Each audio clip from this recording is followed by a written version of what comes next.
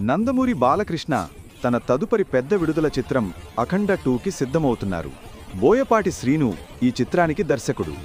ఇది block buster అఖండ sequel. ముంబైలో జరిగిన ఒక కార్యక్రమంలో మొదటి పాట ది తాండవంను ఆవిష్కరించిన తరువాత రెండవ సింగిల్ జాజికాయ జాజికాయ ఇప్పుడు వైజాగ్లో జరిగిన ఒక కార్యక్రమంలో విడుదలైంది. థమన్ స్వరపరిచిన ఈ పాటను శ్రేయా ఘోషల్ మరియు బ్రిజేష్ శాండిల్యా ఆలపించారు. ఇది కాసర్ల శ్యామ్ రాసిన అల్ట్రా మాస్ నంబర్. ఈ సాహిత్యంలో నటుడి నిజ జీవితానికి సంబంధించిన సూచనలు ఉన్నాయి.